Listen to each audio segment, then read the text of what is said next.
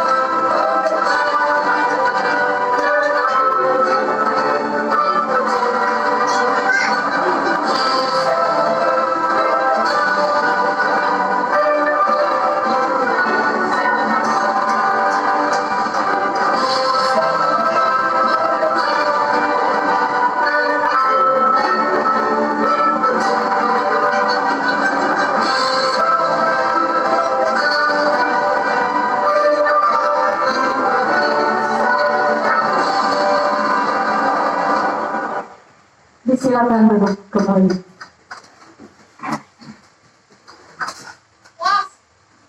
Baiklah, selanjutnya kita akan bersama-sama mendengarkan kata sambutan yang akan disampaikan oleh Ibu Kepala Sekolah. Kepada Ibu Kepala Sekolah, kesempatan kami berikan.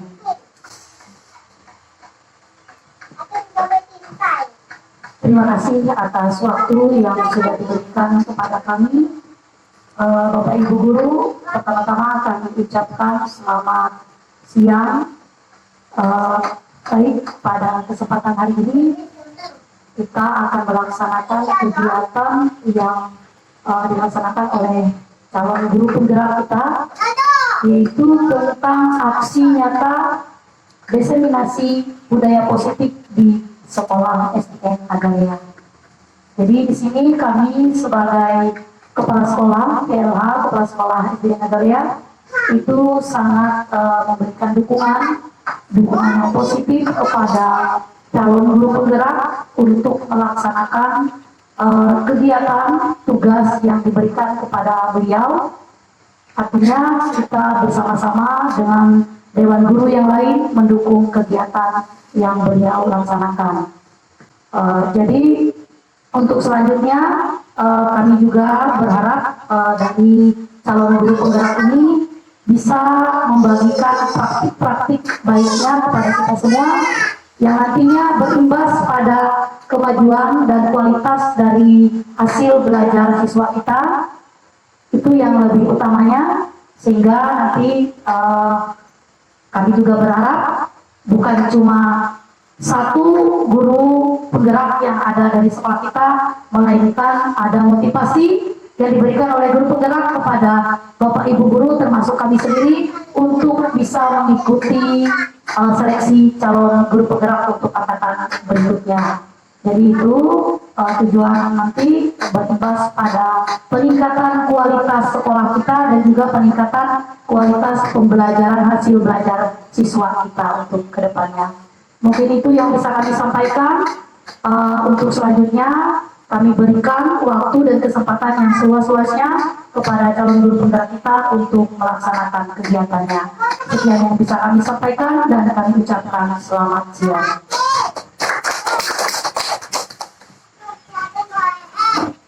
Terima kasih untuk arahan dan sambutan yang sudah disampaikan oleh Ibu Kepala Sekolah. Selanjutnya kita akan bersama-sama menyaksikan penyampaian materi dari Bapak Ardiansyah dalam aksi nyata diseminasi budaya positif di SDN Nagari. Kepada Bapak Ardiansyah kami persilakan.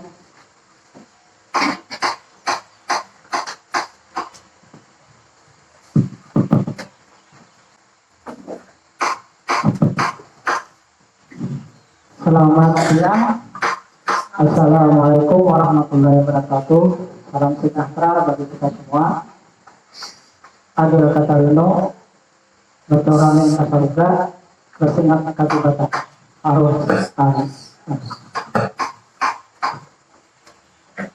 Yang terhormat Ibu Kepala Sekolah dan Bapak Ibu Guru yang saya hormati dan saya banggakan. Pada kesempatan hari ini, saya mengucapkan ribuan terima kasih kepada Bapak Ibu Guru yang bersedia hadir dalam acara yaitu aksi nyata diseminasi budaya positif Harian. Kegiatan ini dalam rangka memenuhi yaitu aksi nyata pada modul pada pendidikan guru penggerak. Ada beberapa hal yang ingin saya sampaikan, yaitu bahwa di sekolah kita maupun di sekolah-sekolah yang lain tentu mempunyai mimpi agar murid-murid kita tumbuh berkembang menjadi murid yang cerdas, berakhlak mulia, dan berbudaya positif. Tentu kita tahu semua apa itu budaya positif, yaitu budaya yang terpuji,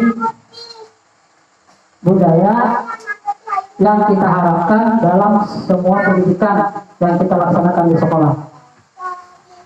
Dalam filosofi pendidikan Cahaya Dewanta, bahwa pendidikan itu adalah untuk segala kodrat yang ada pada anak agar mereka dapat mencapai keselamatan dan kebahagiaan yang sejatinya, baik dia sebagai manusia maupun dia sebagai anggota masyarakat.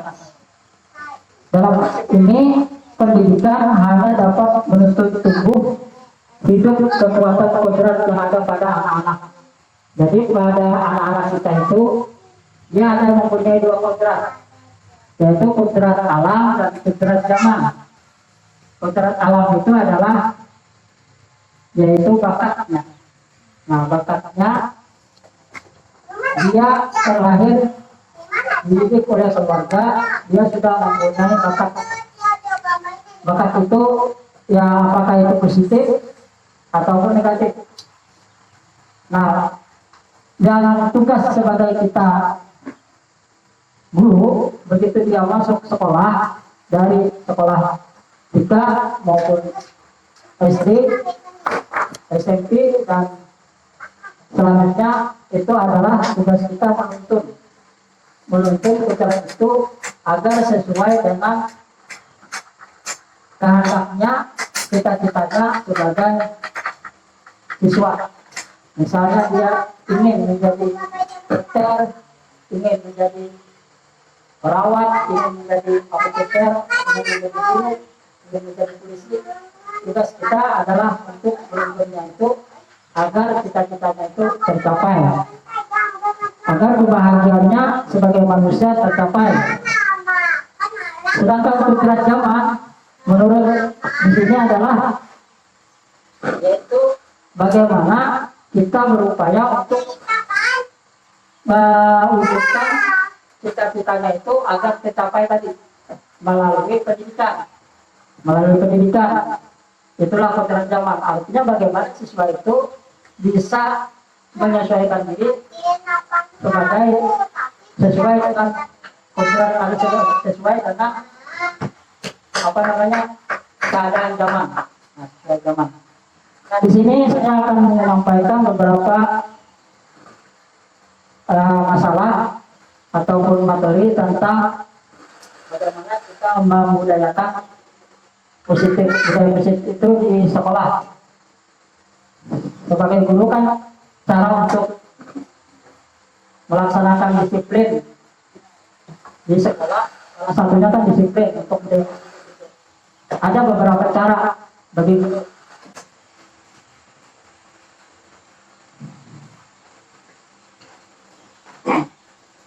kita lanjutkan diseminasi budaya positif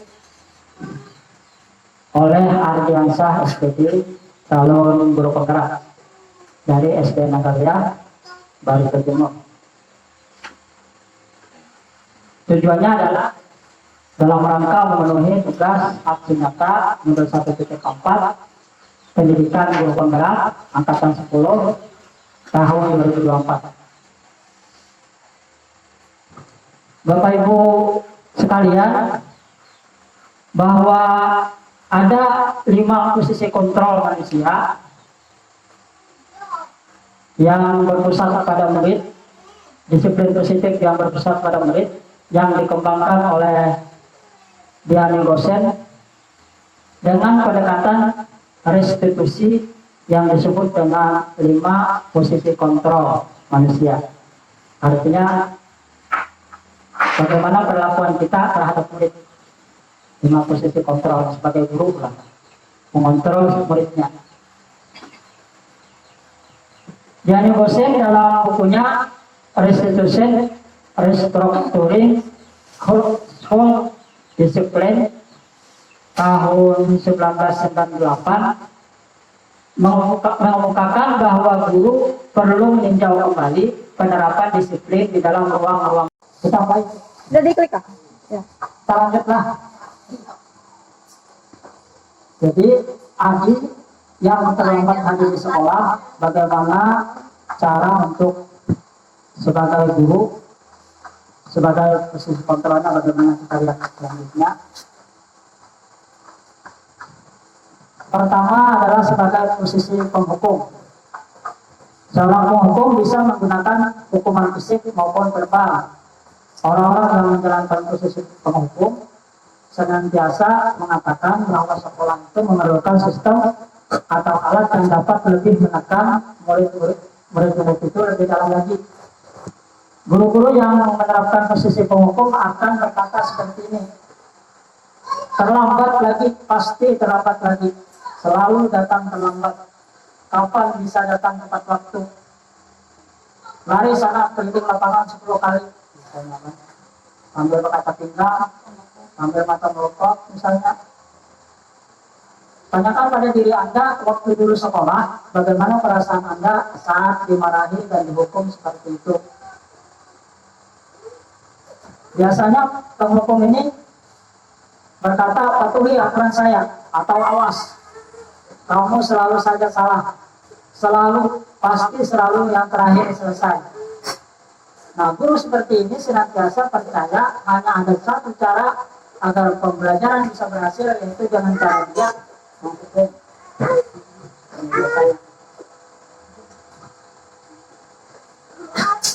Bagaimana perasaan murid bila guru berbicara seperti itu pada saat muridnya datang terlambat? Hasilnya kemungkinan murid akan marah dan mendendam atau bersifat agresif. Bisa jadi sesudah kembali duduk, murid tersebut akan mencoret-coret bukunya atau meja tulisnya. Lebih buruk lagi, sepulang sekolah, murid itu melihat motor atau mobil bapak gurunya akan menggores kendaraan tersebut dengan paku atau menyempes bannya. Itu biasa terjadi seperti itu, karena kita memperlakukan murid sebagai penghukum. Pertanyaannya, apakah cara ini efektif untuk menegakkan disiplin di sekolah? Kira-kira tidak. Karena ini semacam diktator.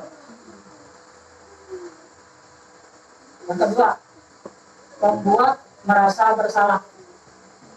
Pada posisi ini biasanya guru akan bersuara lebih dulu.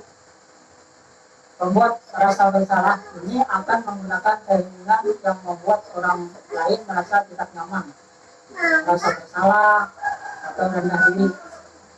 Kata-kata yang keluar dengan lembut atau seperti ini. Adik, kamu ini bagaimana ya?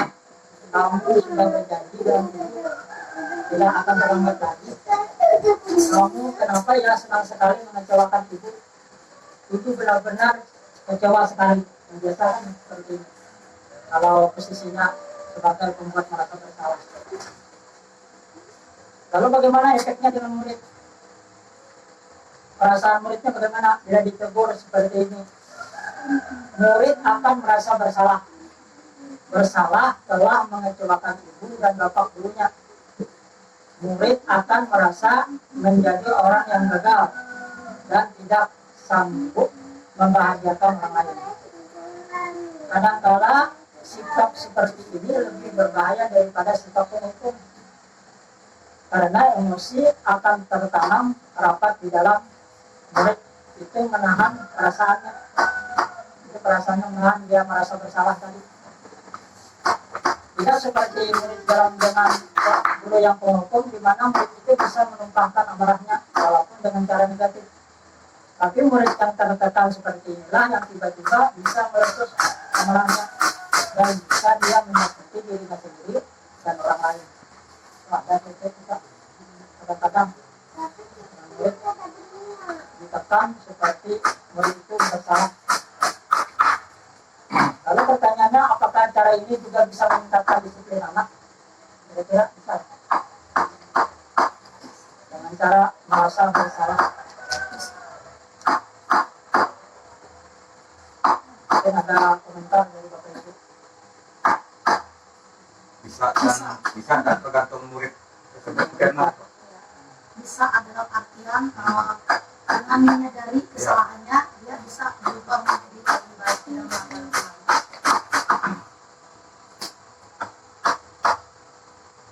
Evaluasi jawaban kita ada yang bisa, ada yang tidak bisa lah. Kemudian yang ketiga sebagai teman, ini yang biasa dilakukan bagi guru yang penabar biasanya. Pada guru penabar. Pada posisi ini tidak akan menyakiti murid, namun akan tetap berupaya mengontrol murid melalui persuasi. Posisi teman pada guru bisa negatif atau positif. Positif di sini berupa hubungan baik dan terjalin antara guru dan murid. Guru di posisi teman menggunakan hubungan baik dan humor untuk mempengaruhi seseorang. Mereka akan berkata dengan nada suara ramah, akrab, bercanda, bahasa tubuh, merasa merapat pada murid, matanya dan senyumnya jenaka pada murid. Seperti inilah kata-katanya. Adi, ayolah, bagaimana sih kamu? Kemarin kamu sudah janji ke ibu, bukan kenapa terlambat lagi? Ambil tertawa ringan. Ya sudah, tidak apa-apa, duduk dulu sana, nanti ibu bantu kamu ini sambil senyum-senyum. Bagaimana perasaan murid dengan sikap guru seperti ini? Murid akan merasa senang dan akrab dengan guru. Ini termasuk dampak yang positif. Hanya saja di sisi negatif, murid menjadi tergantung pada gurunya. Tergantung. Bila ada masalah, dia merasa bisa mengandalkan guru tersebut untuk membantunya. Akibat lain dari posisi teman ini, Adi hanya akan berbuat sesuatu bila yang menyuruh ibu gurunya tersebut. Dan belum tentu berlaku bagi guru yang lain. Jadi tidak guru yang lain ada kita pamit, saya tidak menghormati. Dia menganggap dia sebagai teman, menyayanginya, memperlakukannya sebagai teman. Lalu pertanyaannya, apakah cara ini efektif mendisiplinkan anak? Tergantung juga lah. suasana apa yang bisa diterapkan dan ada yang suasana situasinya tidak bisa diterapkan karena mengingat yang ada efek negatif di dalam Negatifnya itu siswa salah satu. Saya kan misalnya penambah, kemudian siswanya suka dengan saya, begitu saya tidak turun, ada guru yang lain. Nah, dia tidak mau menghormati, itu negatifnya. Dalam posisi guru sebagai teman. Kemudian yang keempat, sebagai pemantau, guru sebagai pemantau. Pemantau berarti mengawasi. Pada saat kita mengawasi, kita bertanggung jawab atas perilaku orang-orang yang kita awasi. Posisi pemantau berdasarkan pada peraturan-peraturan dan konsekuensi. Dengan menggunakan sanksi, konsekuensi, kita dapat memisahkan hubungan pribadi kita dengan murid. Sebagai seorang yang menjalankan posisi pemantau ini, pertanyaan yang diajukan ke seorang itu pemantau itu seperti ini ya. Peraturannya apa? Apa yang telah kamu lakukan? Sanksi atau konsekuensinya apa? Misalnya seperti ini untuk kasus Adi ya. Adi, tahukah kamu jam berapa kita mulai? Tahu Bu, kamu terlambat 15 menit. Apakah kamu sudah mengerti konsekuensi yang harus dilakukan bila terlambat? Lalu jawab Adi, paham Bu, saya harus tinggal kelas pada jam istirahat nanti dan mengerjakan tugas ketertinggalan saya. Lalu guru menjawab, ya benar, nanti pada saat jam istirahat kamu harus tinggal di kelas untuk menyelesaikan tugas yang tertinggal tadi. Saya tunggu. Itu biasa pemantau seperti itulah. Tidak seperti teman, tidak seperti penghukum. Cuma ini ada konsekuensi. Sebenarnya terlambat harus tulis. Ya, konsekuensi. Kita harus dapat membedakan antara hukuman dengan konsekuensi. Konsekuensi itu akan tidak tipis juga.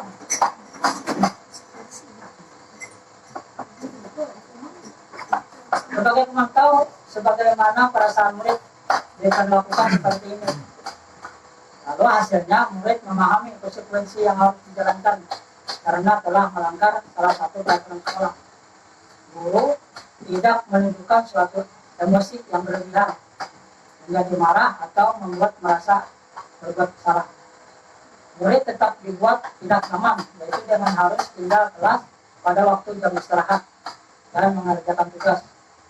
Guru tetap harus memantau murid pada saat mengerjakan tugas di jam istirahat, karena murid tidak bisa ditinggalkan seorang diri. Ulang kekurangannya, guru harus ada tugas tambahan. Artinya harus tinggal di kelas memantau murid yang anak SMA. Sama aja misalnya membuang sampah sembarangan, lalu kita konsekuensinya harus membersihkan kelas bersama. Kita pantau.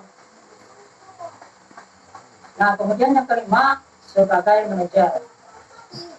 Posisi terakhir, manajer adalah posisi di mana guru berbuat sesuatu bersama dengan murid, mempersilahkan murid mempertanggungjawabkan perilakunya, mendukung murid agar dapat menemukan solusi atas permasalahannya sendiri. Seorang manajer telah memiliki keterampilan di posisi teman maupun pemantau. Jadi kalau manajernya, dia harus menguasai sebagai teman dan sebagai pemantau. Harus dua itu dikuasainya. Kalau tidak dikuasainya tidak bisa menjadi manajer. Dan dengan demikian bisa jadi di waktu-waktu tertentu kembali kepada kedua posisi tersebut bila diperlukan. Jadi bisa tergantung anak. Kalau anaknya besar diajak bicara, dia bisa dengan manajer. Kita pemantau aja. Atau sebagai teman. Biasanya kalau anak yang tidak suka berbicara, bisa diajak berbicara dengan cara pendekatan sebagai teman. Sebagai manajer mandiri dan bertanggung jawab, maka kita perlu mengacu pada restitusi. Nah, yang dapat menjadikan murid kita seorang manajer bagi dirinya sendiri. Menjadikan murid itu bisa mengatur dirinya sendiri. Sebagai manajer, murid diajak untuk menganalisis kebutuhan dirinya maupun kebutuhan orang lain. Di sini penekanannya bukan pada kemampuan membuat konsekuensi, namun dapat berkolaborasi dengan murid bagaimana memperbaiki kesalahan yang ada. Jadi seorang manajer ini akan berkata seperti ini lah. Apa yang kita yakini, kembali ke keyakinan kelas yang dibuat di sekolah masing-masing, di kelas masing-masing. Apa kamu meyakininya dengan keyakinan kelas yang sudah dibuat? Jika kamu meyakininya, apakah kamu bersedia memperbaikinya? Bukan masalah. Jika kamu memperbaiki ini, hal ini menunjukkan apa tentang dirimu? Apa rencana kamu ya untuk memperbaiki hal ini? Jadi siswanya misalnya bermasalah, misalnya bertengkar misalnya, lalu dipanggil salah satu atau dua orang, dipanggil dua-duanya. Lalu ditanyakan seperti ini, kembali ke keyakinan kelas. Keyakinan kelas kan peraturan kelas yang dibuat bersama. Apa rencana kamu untuk memperbaiki hal ini? Siswa diajak berbicara. Nah, tugas seorang manajer bukan untuk mengatur perilaku seseorang. Kita membimbing murid untuk dapat mengatur dirinya sendiri. Seorang manajer bukannya memisahkan murid dari kelompoknya, tapi mengembalikan murid tersebut ke kelompoknya dengan lebih baik dan lebih kuat. Bisa jadi dalam praktik penerapan disiplin sehari-hari kita akan kembali ke posisi teman atau posisi pemantau sesuai kebutuhan murid, sesuai keadaan. Karena murid yang ditangani belum siap diajak berdiskusi atau untuk diundang melakukan restitusi, namun perlu disadari tujuan akhir dari 5 posisi kontrol tersebut adalah pencapaian posisi manajer. Nah, di mana di posisi inilah murid dapat menjadi pribadi yang mandiri, merdeka, dan bertanggung jawab atas segala perilaku dan sikapnya yang pada akhirnya dapat menciptakan lingkungan yang positif, nyaman, dan aman. Nah, kalau posisi manajer biasanya perkataannya seperti ini, guru ngalah. Adi, apakah kamu mengetahui jam berapa kita dimulai sekolah? Kata Adi, tahu bu, jam 7. Ya, jadi kamu terlambat. Kira-kira bagaimana kamu akan memperbaiki masalah ini? Lalu Adi menjawab, saya bisa menanyakan teman saya bu, untuk mengerjakan tugas yang tertunda. Lalu guru berkata, baik, itu bisa dilakukan. Apakah besok akan ada masalah untuk kamu agar bisa hadir tepat waktu ke sekolah? Adi menjawab, tidak bu, saya bisa hadir tepat waktu. Tidak ada lagi masalah. Lalu guru berkata, baik, ibu hargai usahamu untuk memperbaiki diri. Pada posisi manajer, maka suara guru sebaiknya tulus. Tidak perlu marah, tidak perlu meninggikan suara, apalagi menunduk-nunduk jari. Dan murid berkacak pinggang atau bersikap seolah-olah menyesal, tampak sedih sekali akan perbuatan murid itu, atau bersunda gurau menempatkan diri sebagai teman. Jadi kalau manajer itu harus kita sebagai posisi sebagai guru yang yang harus dihormati, mempunyai harga diri dan mempunyai kehormatan. Kita lanjutlah. Nah, sebagai manajer, jadi kalau sebagai manajer ini guru itu fokus pada murid, bukan untuk membahagiakan guru atau orang tua ataupun murid itu. Jadi sudah mengetahui adanya suatu masalah dan suatu yang perlu terjadi. Bila guru mengambil posisi pemantau, guru akan melihat apa konsekuensinya, apa peraturannya. Namun pada posisi manajer ini, guru akan mengembalikan tanggung jawab kepada murid untuk mencari jalan keluar permasalahannya. Jadi murid itu disuruh untuk mencari jalan keluar permasalahannya. Tentu dengan bimbingan. Nah, bagaimana kira-kira kalau masalah manajer ini apa kira-kira bisa untuk dijadikan misalnya pengajuan disiplin kita kira-kira?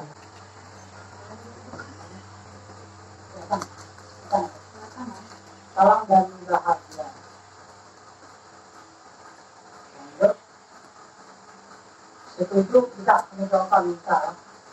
Hukuman dapat mendisiplinkan anak. Setuju atau tidak? Jawabannya.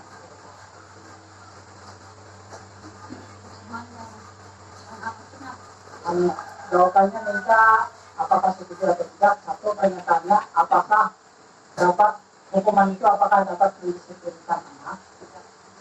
Tidak setuju. Ada tergantung situasi tempat kita membawa sampah. Tergantung hukuman itu Kak. Tergantung hukuman, tergantung situasi. Hanya hukuman terlalu berat tidak setuju. Kedua, adanya hukuman dengan hal yang positif seperti membaca atau membersihkan halaman sekolah dapat meningkatkan disiplin anak. Apakah setuju atau Sama tidak? setuju. Hukumannya tuh hukuman motivasi, bukan hukuman menyiksa. Ya. Namun hukuman motivasi itu juga nggak. Contoh, Jadi misalnya, rata-rata setuju kan? Ada yang kada setuju. Ada yang kada setuju. Ada yang hukuman yang hal yang positif seperti membaca, membersihkan halaman sekolah. sebenarnya hukuman yang memotivasi dan menimbulkan adanya kesadaran. Yang ketiga, memberi penghargaan dapat meningkatkan motivasi belajar anak. Sangat setuju. Dia lebih semangat jadinya. Repot. Iya. Kita aja gitu Pak. Dia. Bagi anak-anak. Disiplin positif dan nilai-nilai kebajikan universal. Contohnya kayak ini. Ada A dan B. A dan satu A ini seorang A mensobek sekali kertas kecil. Lalu tuliskan benda atau sesuatu yang sangat berharga untuk Anda. Letakkan di sebuah genggam. Letak sebuah kopalan tangan. Teman Anda akan mencoba dengan sesuatu nada dengan berbagai cara untuk meminta Anda memberikan benda tersebut.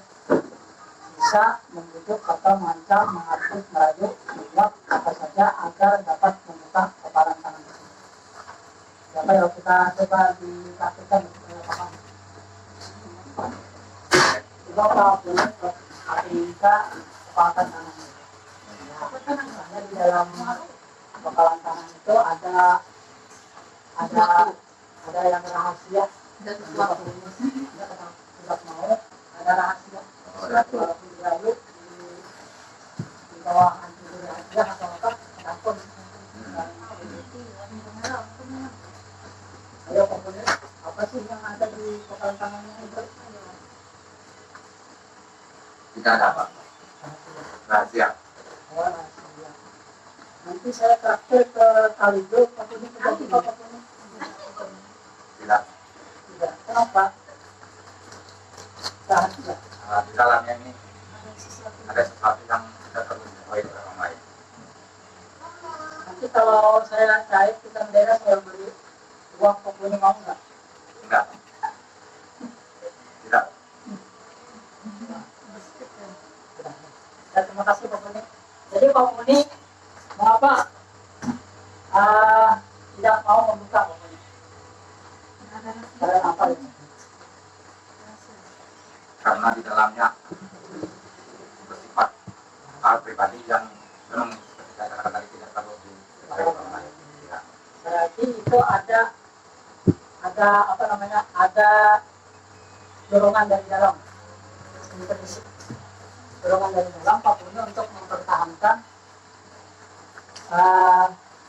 agar tidak mau membuka kepala tangannya itu supaya saya tahu. Itu maksudnya. Artinya seseorang siswa itu berbuat itu karena dia ada motivasi dari dalam melakukan misalnya menghormati guru, melakukan membuang sampah pada tempatnya, kemudian berbuat baik tidak nakal dengan teman-temannya itu karena dia memang ada motivasi dari dalam bukan karena adanya peraturan, bukan karena adanya hukuman. Termasuk jadi harus yang kita tumbuhkan itu adalah karena ada dorongan dari dalam. Pak Puni tadi tidak mau membuka karena dia meyakini bahwa di dalam tahanan itu ada sesuatu yang memang berharga di dirinya. Walaupun misalnya aku membentak, misalnya aku membentaknya, aku memberinya hadiah, aku berikan misalnya janji seperti tadi tetap kata membuka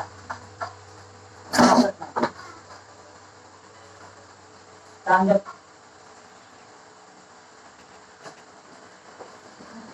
sampai jam 11 tahun. Tersi bulu mengontrol murid. Tersi bahwa kritik yang membuat orang merasa bersalah dapat mengeluarkan karakter. Tersi bahwa semua kekuatan positif efektif dan bermanfaat. Tersi bahwa orang dewasa memiliki hak untuk memaksa.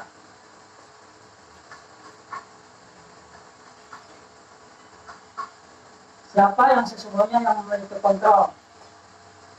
Stimulus respon. Kita mencoba mengubah orang agar berpandangan sama dengan kita. Pilihannya kita berusaha memahami pandangan orang lain tentang dunia. Perilaku buruk dilihat sebagai suatu kesalahan. Semua perilaku memiliki tujuan. Orang lain bisa mengontrol saya, hanya Anda yang bisa mengontrol diri sendiri. Ini yang teori kontrolnya. Saya bisa mengontrol orang lain. Anda tidak bisa mengontrol orang lain. Pilihan. Stimulus respon. Pemaksaan ada pada saat bujukan gagal. Biasanya seandainya saya tadi tidak gagal membujuk komuni, lalu saya memaksanya. Sampai-sampai misalnya saya tadi itu mau menangkap tangan Pak Kuning gitu. Tetap Pak Kuning nggak mau. Kenapa? Karena dia sudah meyakini bahwa di dalam hatinya itu ada rahasia. Kemudian berpikir menang, kalah. Kemudian kalau posisi kontrol yang lain, untuk pilihannya itu kemudian berpikir menang-menang, tidak ada kalahnya. Apa itu disiplin? Disiplin itu kita belajar. Nah, asal dari kata ini berkonotasi dengan disiplin diri dari menurut. Disiplin diri membuat orang mengenali potensi menuju sebuah tujuan apa yang dia hargai. Namun dalam budaya kita, makna kata disiplin telah berubah menjadi sesuatu yang dilakukan seseorang pada seorang lain untuk mendapatkan pengetahuan. Kecenderungan umum dalam menghimbau kata disiplin dengan keamanan, bukan dengan apa yang kita hargai atau pencapaian suatu tujuan dia. Teori motivasi perilaku manusia. Satu, untuk menghindari ketidaknyamanan, kedua, apa yang akan menjadi apabila saya tidak melakukannya. Itu memotivasi eksternal lah. Jadi biasanya ada perkataan, kalau aku terlambat datang, apa yang akan terjadi? Pasti aku akan disuruh guruku keliling lapangan 10 kali. Bila aku membuang sampah sembarangan, pasti aku nanti dihukum apa tadi? Membersihkan lingkungan dan membersihkan WC. Kalau aku misalnya menjadi teman, aku nanti dijemur. Itu namanya motivasi eksternal. Lalu aku harus datang tepat waktu. Aku harus tidak buang sampah sembarangan. Karena ada hukuman tadi. Karena ada lalu itu namanya motivasi eksternal. Kemudian yang kedua, untuk mendapatkan imbalan dari orang lain, institusi, apa yang akan saya dapatkan apabila saya melakukannya. Ini kalau bisa memberikan motivasi secara penghargaan. Lalu siswa itu akan melakukan sesuatu disiplin karena dia tujuannya untuk mendapatkan penghargaan. Itu juga motivasi eksternal. Kalau tidak ada penghargaan, dia tidak mau. Misalnya, anak-anak, siapa yang berjejer rapi, masuk kelasnya, nanti saya beri bintang. Mau kan siswa berjejer rapi, saya beri bintang. Lalu pada saat gurunya itu tidak ada, itu karena dia tidak dapat kita, tidak menghadapi, dia melaksanakan disiplin ini tadi. Itu juga motivasi eksternal. Kemudian yang ketiga, untuk menghargai diri sendiri, saya akan menjadi orang yang seperti apa bila saya melakukannya. Nah, ini ada kata-kata seperti ini, saya akan menjadi orang yang seperti apa bila saya melakukannya. Ini namanya motivasi internal. Itulah yang kita berikan pada hari ini mulai, yaitu bagaimana menunjukkan motivasi internal, walaupun tidak ada penghargaan, walaupun tidak ada hukuman. Walaupun tidak ada penghargaan, siswa tetap berprestasi. Walaupun tidak ada hukuman, siswa tetap disiplin. Itu maksudnya yang kita tarik. Menurut Ki Hajar Dewantara, merdeka itu ialah tidak hanya terlepas dari perintah, akan tetapi juga cakap buat memerintah dirinya sendiri.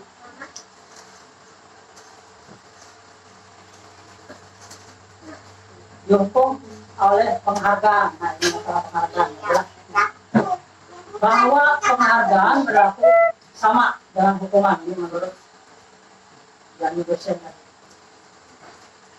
dengan hukuman, dalam arti meminta atau membujuk seseorang melakukan sesuatu untuk memenuhi suatu tujuan tertentu dari orang yang meminta dan membujuk. Dorongan eksternal dan akan ada faktor ketergantungan. Beberapa dampak dari pemberian penghargaan itu. Ini pendapat Abdulkom.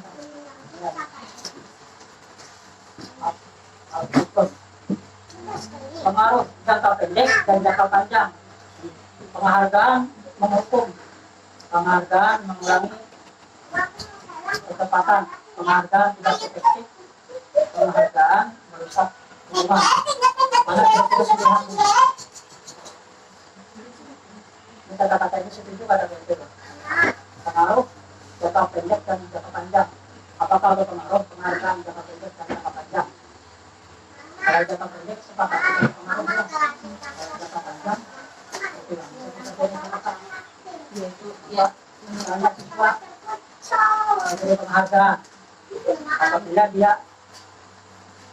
dapat melakukan sesuatu yang tugas, misalnya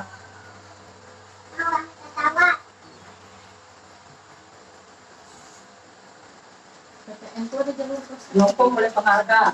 Penghargaan menurunkan kualitas, penghargaan mematikan kreativitas, penghargaan mengurangi motivasi intrinsik. Karena sifatnya penghargaan itu ekstrinsik. Bila tidak ada penghargaan, dia tidak mau melakukan. Tapi pada sisi lain, penghargaan bisa menimbulkan sesuatu ini pada bentuk jangka pendek. Bentuk program kebajikan. Dalam pemberian apresiasi pengakuan perlu diingat beberapa hal. Dari pengakuan secara khusus, dari pengakuan secara pribadi, dari pengakuan kepada semua murid bergantian, dari pengakuan secara konsisten dan fokus pada proses. Nah, inilah artinya bahwa peringkat di sekolah itu tidak ada dibiayakan. Kenapa? Karena itu tadi, bagi yang dapat penghargaan, memang dia akan meningkatkan motivasinya. Tapi bagi yang mereka yang tidak mendapat penghargaan, dia akan menurun. Jadi lebih baik waktu secara adil, misalnya sertifikat semua ada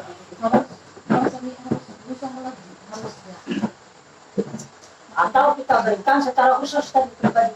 Nanti di rumah atau di mana, atau diantar ke rumah pribadi misalnya untuk diumumkan itu sebenarnya sudah dianjurkan lagi. Memangnya di rapor itu tidak ada lagi. Makanya kan dibelah-belahin ya, belahin. Oleh kan itu kan tentunya ada PPN. Kenapa PPN masih mengadakan jalur prestasi? Harus ada apa? Diagram, buat segala macam. Nah, ya itu kan gunanya kan itu nih. Harus dari bawah sampai atas.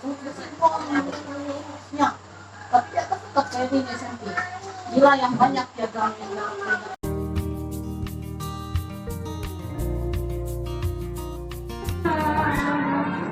Samil, kamu sedih, kamu terlihat sedih dan marah sekali.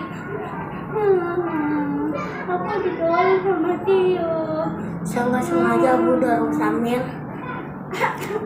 Baik, membuat kesalahan adalah hal yang manusiawi. Mempertahankan harga diri adalah hal yang penting. Tio sama Samil teman baik, teman satu kelas. Kita bisa memperbaiki masalah ini. Kira-kira tindakan Tio ini udah sesuai belum dengan keyakinan kelas? Belum.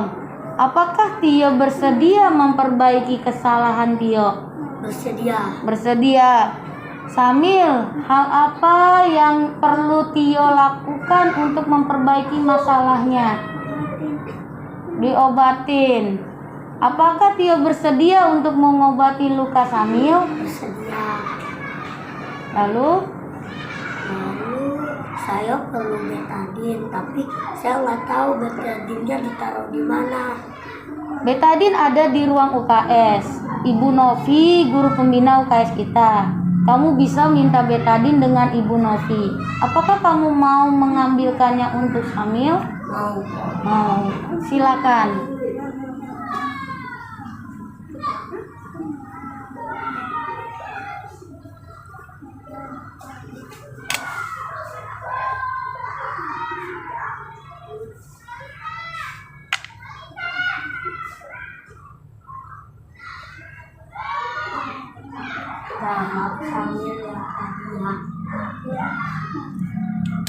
Kamu sudah meminta maaf, Samil sudah memaafkan Tio. Jadi kamu sudah berteman kembali. Tidak ada lagi masalahnya, sudah selesai. Silakan ke kelas kembali. Terima kasih Bu Yanis. Baik. Jangan bicara kasar seperti itu dong, Afi. Kamu kan memang bocil, udah bocah kecil lagi. Dasar kamu, Afi, anak kurang ajar. Memangnya kamu manusia yang sempurna, ha?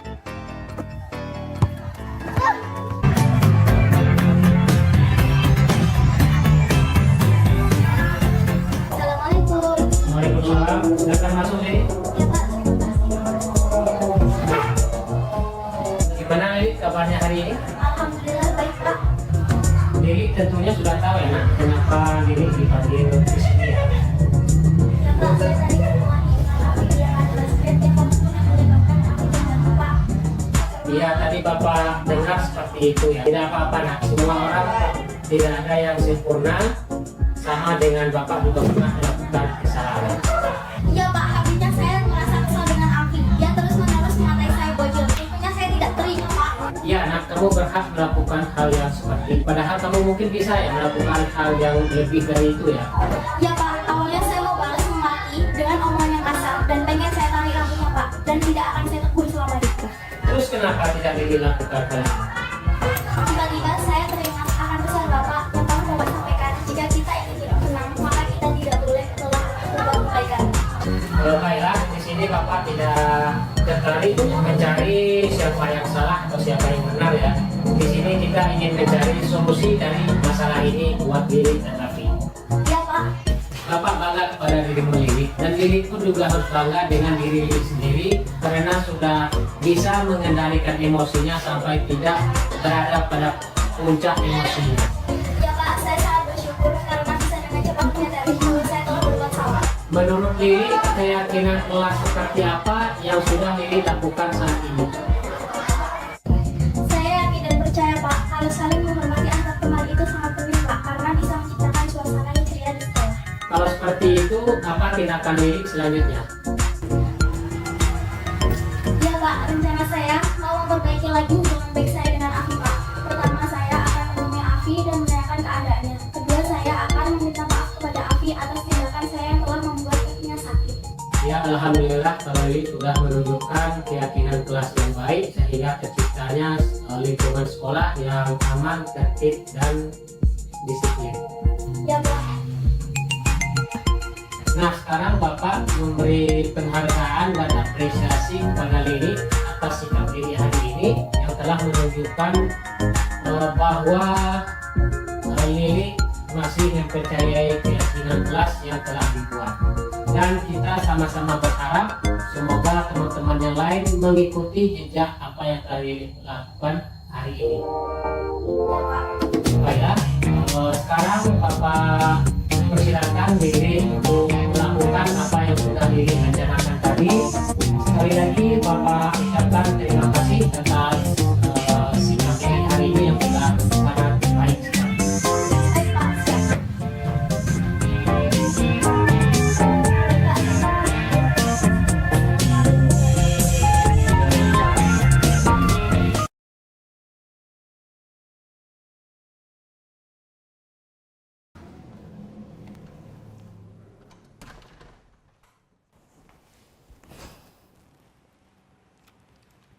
Siang Sarah.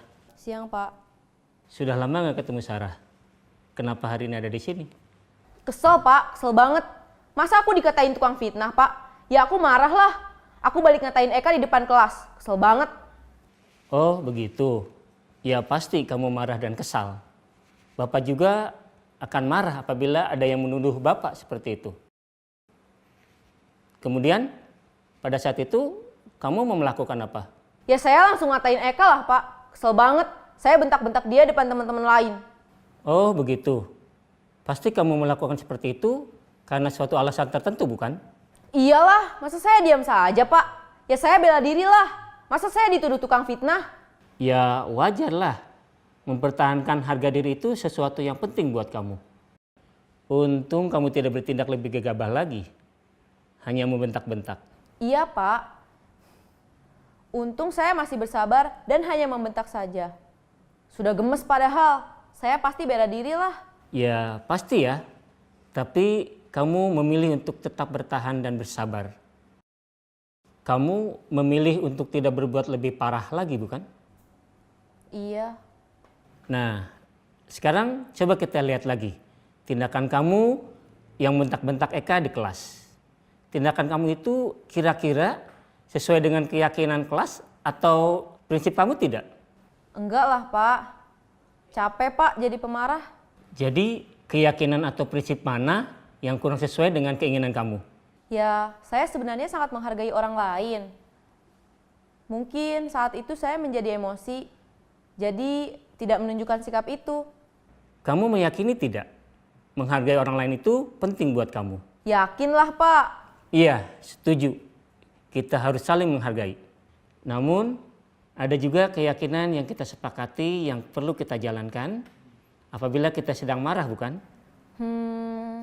Ya, saya bisa lebih proaktif, mulai dengan diri sendiri.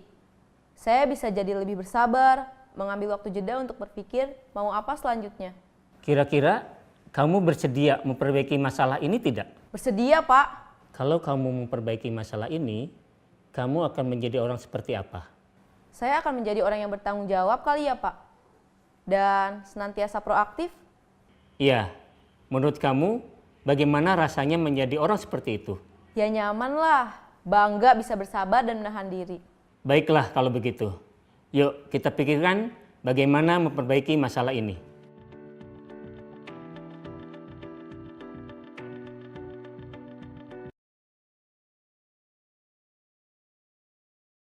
Apakah benar kamu mengambil pulpen Rizky? Iya Pak.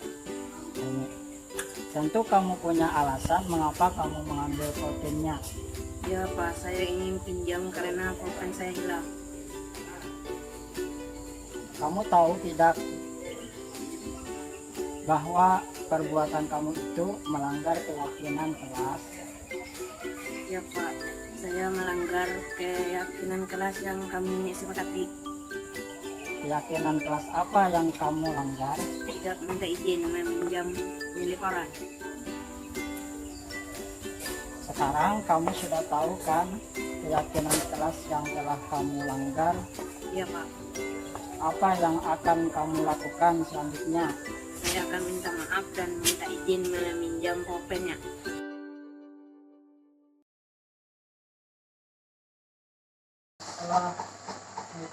Sampai selesai.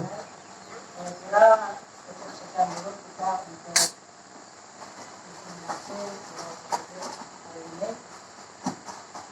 dapat kita mengambil manfaatnya dan saya kembalikan kepada pembawakan. Assalamualaikum warahmatullahi wabarakatuh.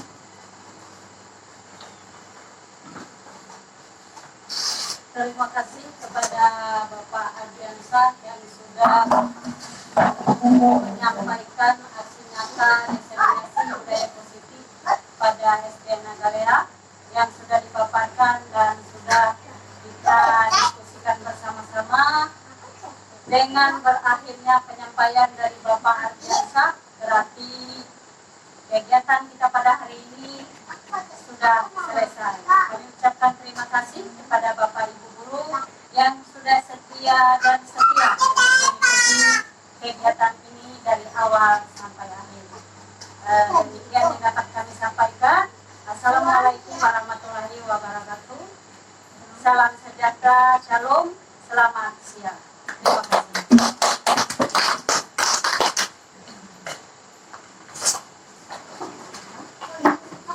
Saya. Ya. Ma, aku mau sebentar mainnya.